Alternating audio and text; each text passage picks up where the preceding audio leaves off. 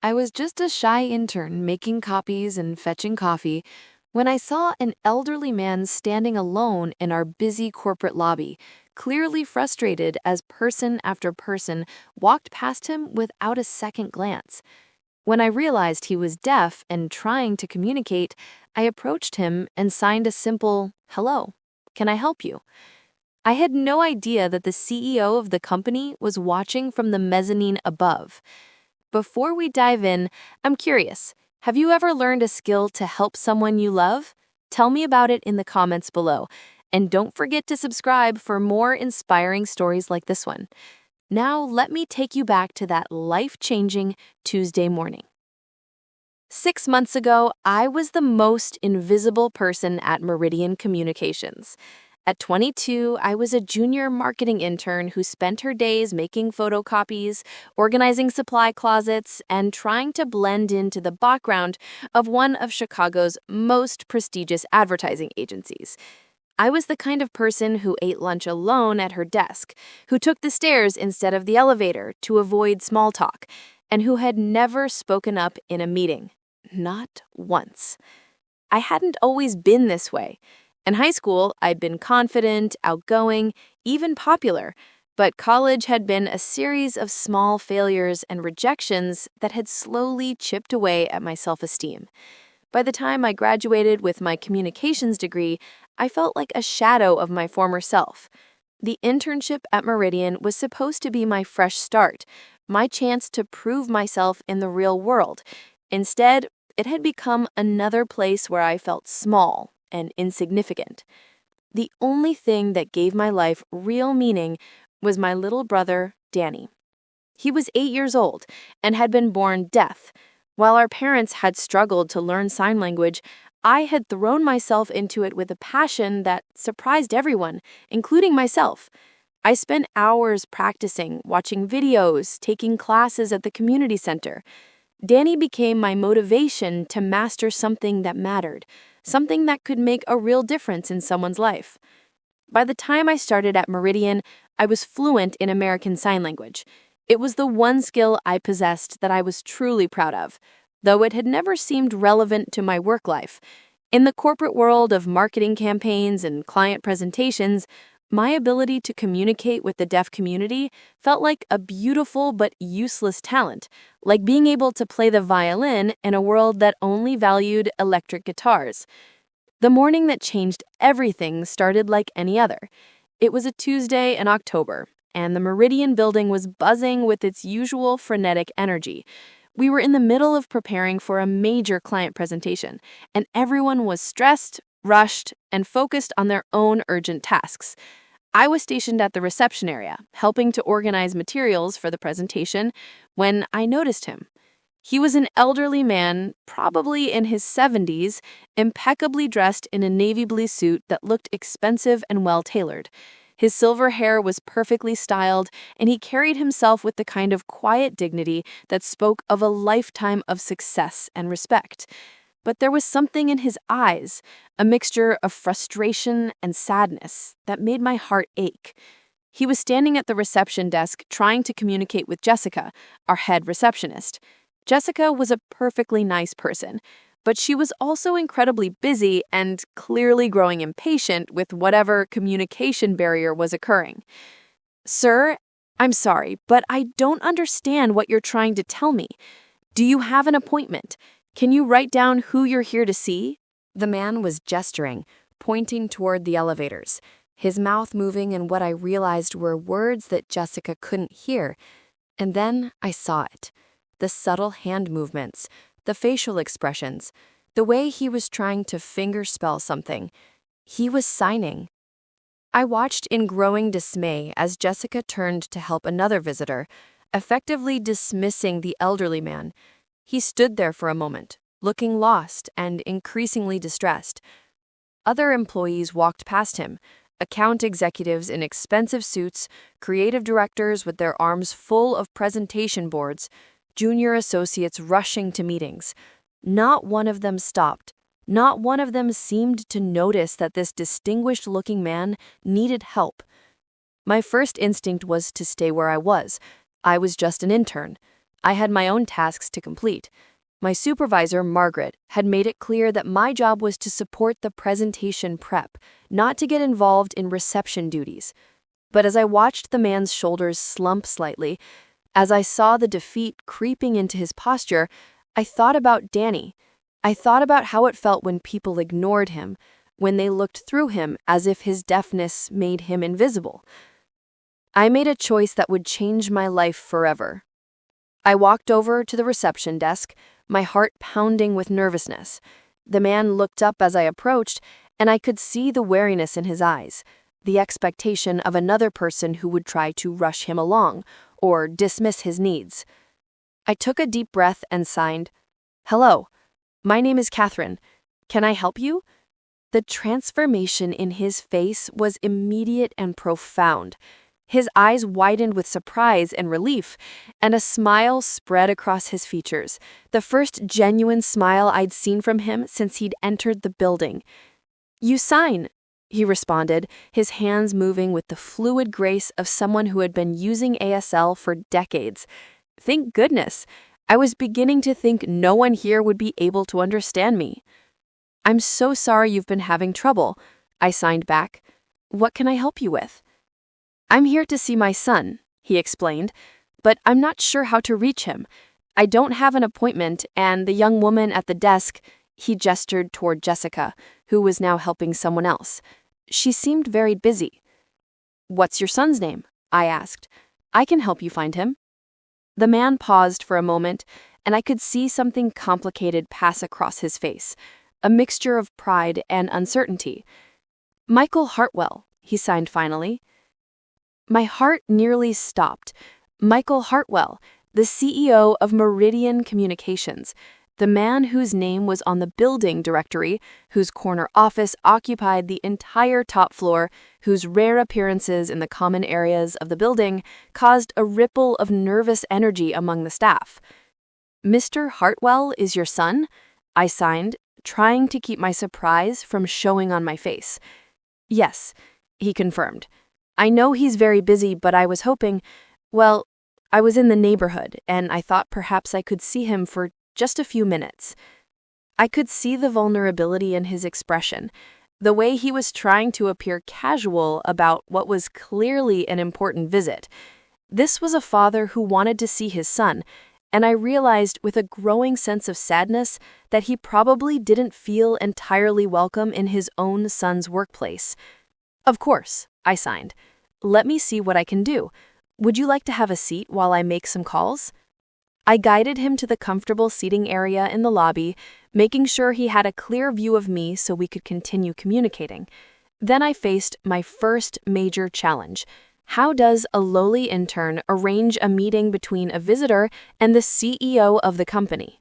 I started with Mr. Hartwell's executive assistant, a formidable woman named Patricia, who guarded access to the CEO like a dragon protecting treasure. When I called her extension, her voice was crisp and professional. "Mr. Hartwell's office? This is Patricia." "Hi, Patricia. This is Kathryn Walsh from the intern program. I have a visitor here in the lobby who says he's Mr. Hartwell's father, and he'd like to see him if possible." There was a long pause. "His father?" "Yes, ma'am. An elderly gentleman, very well dressed. He's been waiting in the lobby." Another pause, longer this time. "I'll need to check with Mr. Hartwell. Can you have the visitor wait?" "Of course. Thank you."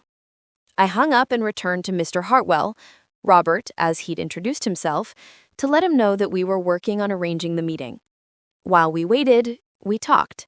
Or rather, we signed, and I discovered that Robert Hartwell was one of the most interesting people I'd ever met. He told me about his career as an architect, how he'd designed several of the buildings that now made up Chicago's skyline. He told me about his late wife, Michael's mother, who had been a teacher at the Illinois School for the Deaf. He told me about the challenges of raising a hearing son as a deaf parent, and the pride he felt in Michael's success, even though they didn't see each other as often as he'd like. "He's always been driven," Robert signed, his expression a mixture of admiration and concern. Even as a child, he wanted to prove himself, to show the world that having a deaf father didn't hold him back.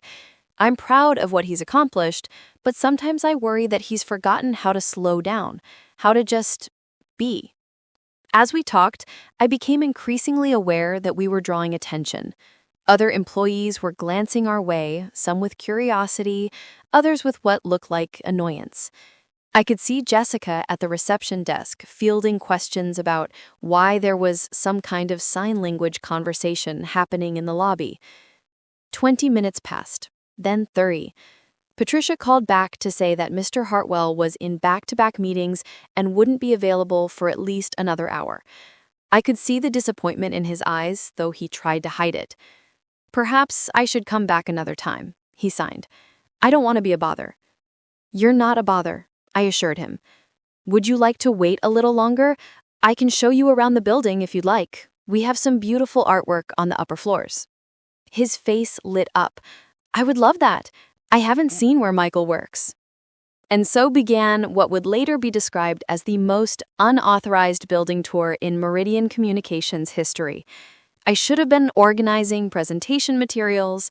I should have been making copies and updating spreadsheets. Instead, I spent the next 2 hours giving Robert Hartwell a comprehensive tour of his son's company. We started with the creative department, where I introduced Robert to some of the graphic designers and copywriters. Most of them were polite, but clearly busy, offering quick hellos before returning to their work. But a few were genuinely interested in meeting him, especially when I explained that he was an architect and could appreciate the design elements of their campaigns. I translated conversations, helped Robert understand the work that was being done, and watched his face light up with pride as he learned more about the company his son had built.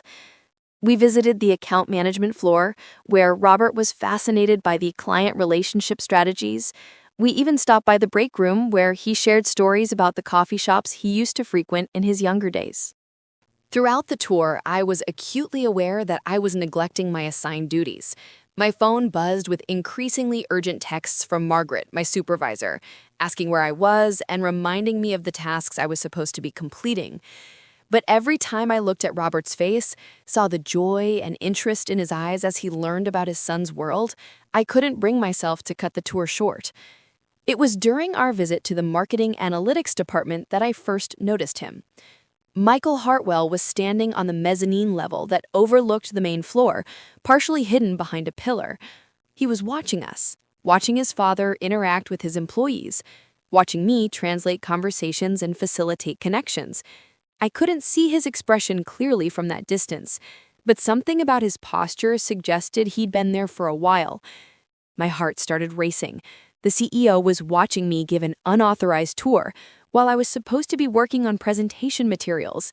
I was probably about to be fired, and I was definitely about to get Robert in trouble for disrupting the workplace. But when I glanced back a few seconds later, he was gone. We continued the tour, visiting the conference rooms where major client presentations took place, the library where the company's award-winning campaigns were displayed, and finally, the executive floor.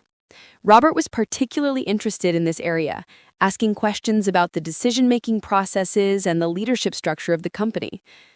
"Michael built all of this?" he signed, looking around the elegant executive suite with its polished wood paneling and original artwork. "He did," I confirmed. "The company has grown tremendously under his leadership. Everyone here has a lot of respect for him." Robert nodded, but I could see something wistful in his expression. "I'm proud of him," he signed. "I just wish—" "What do you wish?" I asked gently. "I wish I knew him better as an adult. When he was young, we were very close, but as he got older, especially after his mother died, he seemed to feel like he needed to take care of everything himself. He stopped asking for help, stopped sharing his problems with me. I think he thought my deafness made me fragile, that he needed to protect me from his worries." My heart ached for both of them, for Robert, who clearly loved his son deeply but felt shut out of his life, and for Michael, who had probably been trying to be strong and independent but had inadvertently created distance between them. It was nearly 3 p.m. when we finally returned to the lobby. Robert's scheduled meeting time had long passed, and I could see that he was beginning to accept that he wouldn't be seeing his son today. "Thank you, Kathryn," he signed, his hands moving with sincere gratitude. "This has been wonderful. I feel like I understand Michael's world so much better now, and I've enjoyed getting to know you. You remind me of my late wife. She had the same kind heart, the same way of making people feel seen and valued." "It's been my pleasure," I signed back, and I meant it. Despite the anxiety I felt about neglecting my work duties, the afternoon had been one of the most meaningful I'd experienced since starting at Meridian. As Robert prepared to leave, I saw Margaret approaching from across the lobby. My supervisor's face was a mask of barely controlled anger, and I knew I was about to face the consequences of my choices. "Kathryn," Margaret said, her voice sharp enough to cut glass, "I need to speak with you, now." I turned to Robert to explain that I had to go, but before I could sign anything, a voice behind me said, "Actually, Margaret, I need to speak with Miss Walsh first." I turned around and found myself face to face with Michael Hartwell himself. He was tall, probably in his early 50s, with the same intelligent eyes as his father, and an air of quiet authority that made it clear why he was successful in business. But there was something else in his expression. Something that looked like emotion carefully held in check. "Mr. Hartwell?" Margaret stammered, clearly as surprised as I was. "I was just about to discuss Ms. Walsh's absence from her assigned duties today. She was supposed to be helping my father," Michael said, quietly, his eyes never leaving my face. Which, from what I observed, she did beautifully. The lobby seemed to go quiet around us. Margaret's mouth opened and closed without sound. Robert was looking back and forth between his son and me with growing understanding and delight. "Dad," Michael said, and for the first time, I heard his voice soften. He turned to his father and began to sign, slowly, somewhat clumsily, but with obvious effort and care. "I'm sorry I kept you waiting. I didn't know you were here until—" He paused, glancing at me, then continued signing. "Until I saw you with Kathryn. I've been watching you two for the past hour. I haven't seen you look that happy in years." Robert's face was radiant, with joy and surprise. "You've been learning to sign?" "I've been trying," Michael admitted, his hands moving more confidently now. "I should have done it years ago. I should have made more effort to communicate with you in your language, instead of always expecting you to adapt to mine." Father and son embraced then, right there in the middle of the busy lobby, and I felt tears spring to my eyes. Around us, the usual bustle of the office had slowed, as people stopped to watch this unexpected reunion. When they separated, Michael turned back to me. "Ms. Walsh, could I speak with you in my office? There are some things I'd like to discuss." My heart was pounding as I followed Michael Hartwell to the elevator, with Robert walking beside us. Margaret had disappeared, probably to process what had just happened and figure out how to handle the fact that her intern had just been personally requested by the CEO. The executive elevator was silent, except for the soft hum of machinery. I kept glancing at Robert, who was practically glowing with happiness, and at Michael, whose expression was unreadable but intense. Michael's office was everything I had imagined and more. Floor-to-ceiling windows with a breathtaking view of the Chicago skyline, elegant furniture that probably cost more than my annual salary, and walls lined with awards and photographs documenting the company's success. But what struck me most was how impersonal it felt, how little of Michael himself was visible in the space. "Please, sit," Michael said, gesturing to the chairs in front of his desk. Robert and I sat down, and Michael took the chair next to his father, rather than behind his desk, a small gesture that somehow made the conversation feel more personal. "Miss Walsh," Michael began, "I owe you an apology and an explanation." I looked at him in confusion. "An apology? Sir, I'm the one who should be apologizing. I know I was supposed to be working on the presentation materials, and instead He held up a hand to stop me. You did exactly what you should have done, what I wish more of my employees would do. He paused, looking at his father with an expression that was equal parts love and regret. My father has visited this office exactly 3 times in the 10 years since I became CEO. Each time, he's been treated like an inconvenience, a disruption to the important work happening here. Each time, I've watched from a distance as my own employees, people I pay, people who represent my company, have made him feel unwelcome in his own son's workplace. Robert reached over and touched his son's arm, signing something I couldn't quite catch. Michael nodded and continued. Today was different. Today, I watched a 22-year-old intern abandon her assigned duties to spend 3 hours making my father feel valued, respected, and included. I watched her translate conversations, facilitate connections, and treat him not as a burden or an obstacle, but as an honored guest. His voice grew thick with emotion. I watched her give him something I haven't given him in years, the feeling that he belongs in my world. I felt tears welling up in my eyes. Mr. Hartwell, I have a younger brother who's deaf, and I know how it feels when people ignore him or treat him like he's invisible. I couldn't stand to see that happen to your father. And that, he said, is exactly why I need to talk to you about your future here. My heart sank. This was it, the gentle letdown before the termination. I understand if you need to let me go, I said quietly. I know I didn't do my assigned work today. Michael looked genuinely surprised. Let you go? Miss Walsh, I want to offer you a job. A real job, not an internship. I stared at him, certain I'd misheard. I'm sorry, what? What I witnessed today showed me something that's been missing from this company, a genuine commitment to inclusion and accessibility. We talk about diversity and inclusion in our mission statement, we have policies in our employee handbook, but we don't live it. We don't embody it. I want to change that, and I want you to help me do it. Robert was beaming, signing rapidly to his son. Michael smiled and signed back, then turned to me. I'm creating a new position, Director of Accessibility and Inclusion. It would be your job to ensure that Meridian Communications is truly accessible to everyone, employees, clients, and visitors. You'd develop training programs, create policies, and serve as an advocate for people who might otherwise be overlooked or excluded. You'd report directly to me. I felt dizzy. Mr. Hartwell, I'm just an intern. I don't have experience in human resources or policy development. I don't even have my degree yet. I'm still finishing my last semester. You have something more valuable than experience. You have empathy. You have the ability to see people as individuals rather than inconveniences.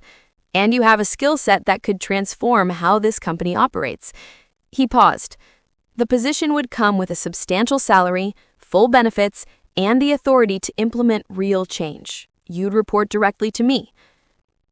I looked at Robert, who was practically vibrating with excitement, then back to Michael. I don't know what to say. Say you'll think about it, Michael suggested. Take the weekend. But I hope you'll say yes. This company needs someone like you. I need someone like you. The rest of the meeting was a blur of details about the position, discussions of salary and benefits that made my head spin, and planning for the cultural changes that would need to happen throughout the organization. By the time I left Michael's office, my entire life had been turned upside down. Robert hugged me goodbye, signing his thanks over and over again. You've given me my son back, he told me, and you've given him something he didn't even know he was missing. Michael walked us to the elevator, and as the doors were closing, he said, Kathryn, thank you for seeing him, for seeing what was important. I went home that night and called my parents, then Danny, trying to explain what had happened. Danny was the most excited of all. You're going to help other deaf people at work? He signed when I video called him. That's so cool. You're going to be like a superhero for people like me. His enthusiasm was infectious, and by Monday morning, I knew what my answer would be. I started my new position the following week. My first task was to conduct an accessibility audit of the entire building and all company policies. What I found was both disappointing and motivating.